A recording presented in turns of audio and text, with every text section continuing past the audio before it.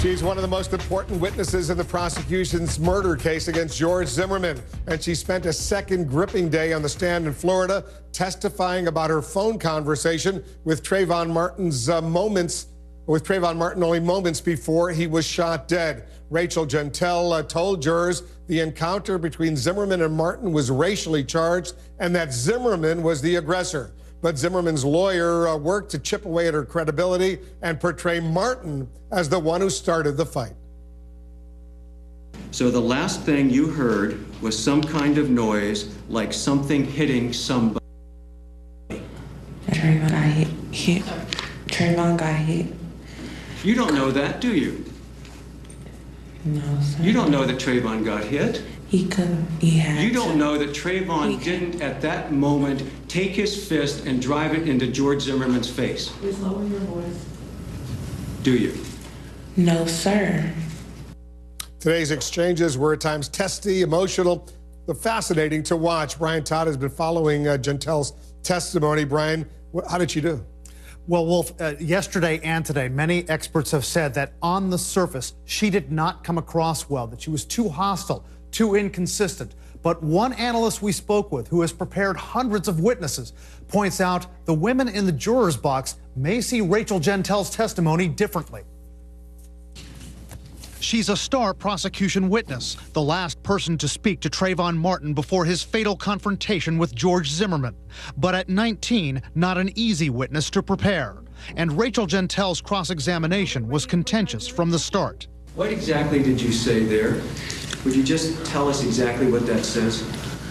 Could hear Trayvon. That's your testimony? Yes, sir. That account, whether she heard Martin or another person screaming for help that night, was one of a few inconsistencies the defense called Gentile out on. Criminal defense attorney Jeffrey Jacobovitz has prepared hundreds of witnesses.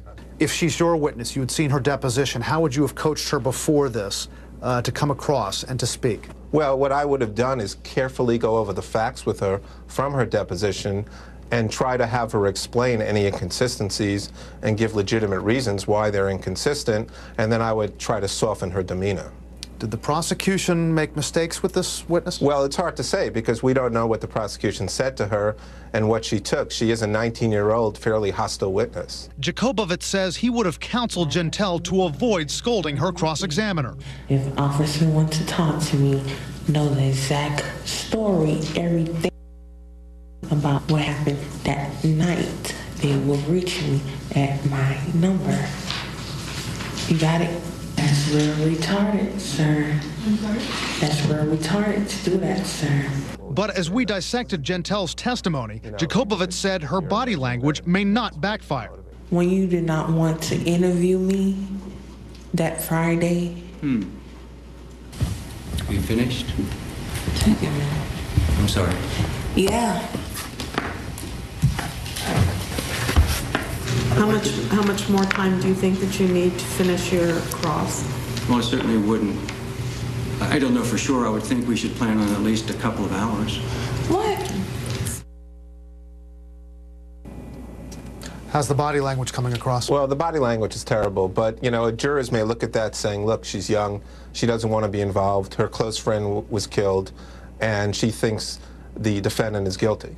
And so she has body language because she feels it's justifiable. And when we looked at a crucial point from defense attorney Don West, Jacobovitz offered some coaching to him. That's why I worried. That's why you didn't do anything. It was because Trayvon Martin started the fight, and you knew that. Objection. Is he badgering? And how does that play with the jury? Sure, he's certainly badgering. He's asking, not only is he asking a compound question, he's asking an objectionable question because he's conveying his message to the jury by a question.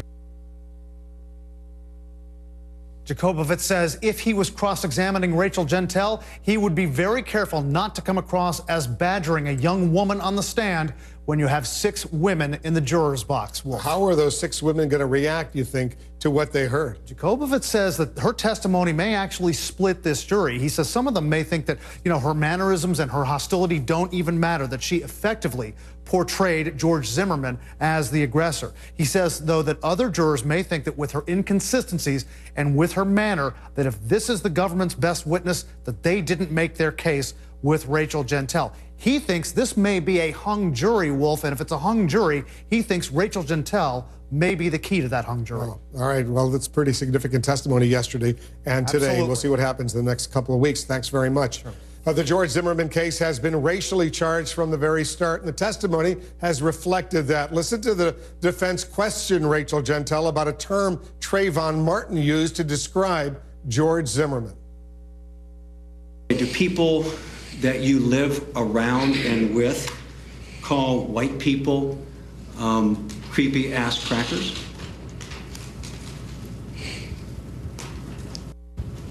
Not creepy, but cracker, yeah.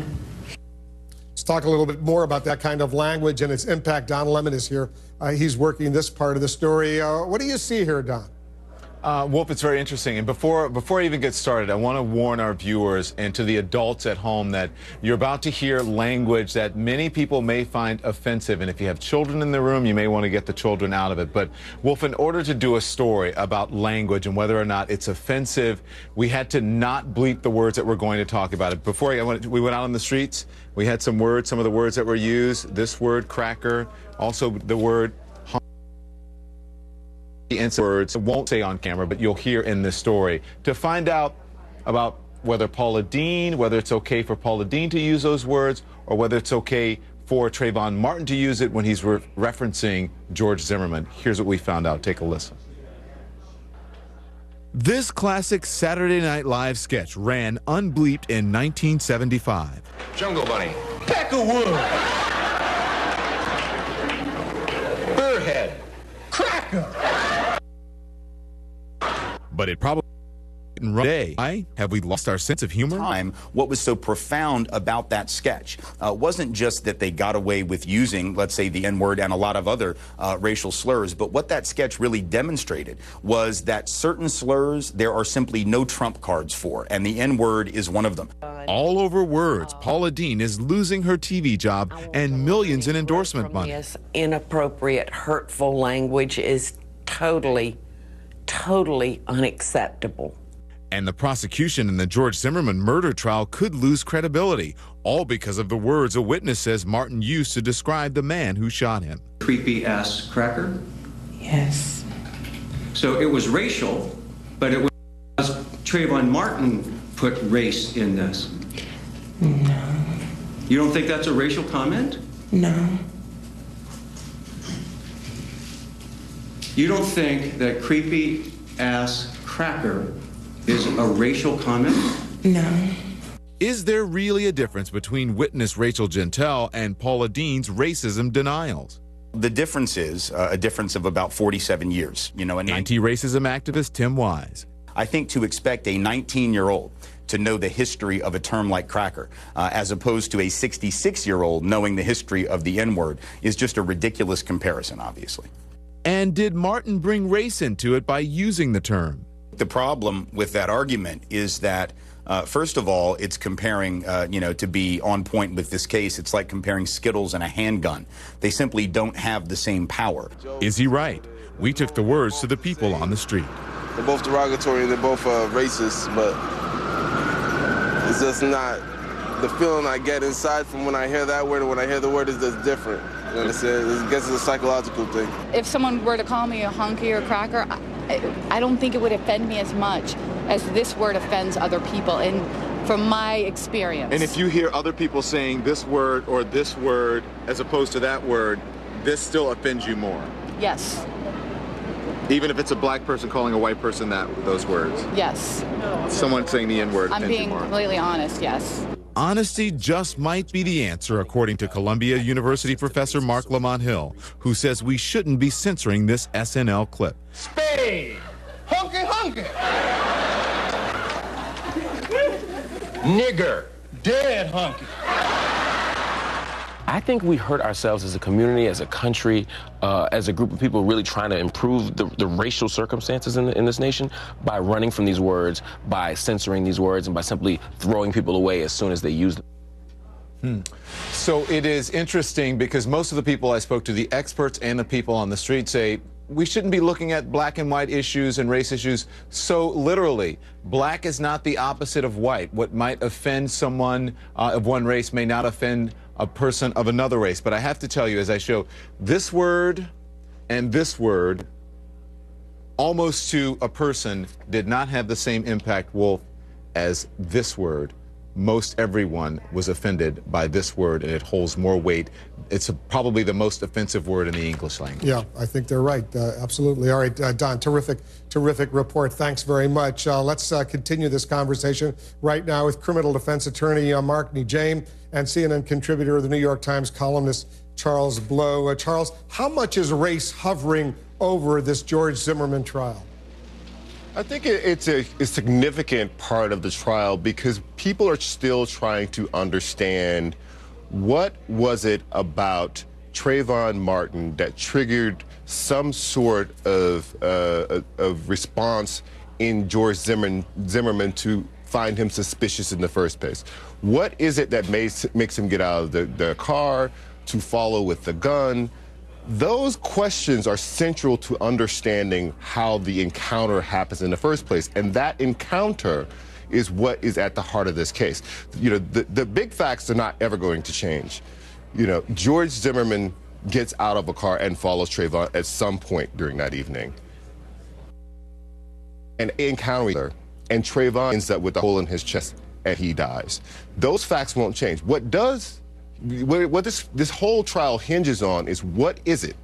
What triggers the threat response in George Zimmerman that says this particular person is a threat to me or to my community and I have to do something about that? All right, Mark, you agree? Partially. I think that race has been in this case very minted, and it's continued to weave its way through the trial. You know, the state has been very effective through the back door of getting in the issue of race. They've got in the 5 prior calls that Zimmerman made. 4 of those are about African-American males who he was watching.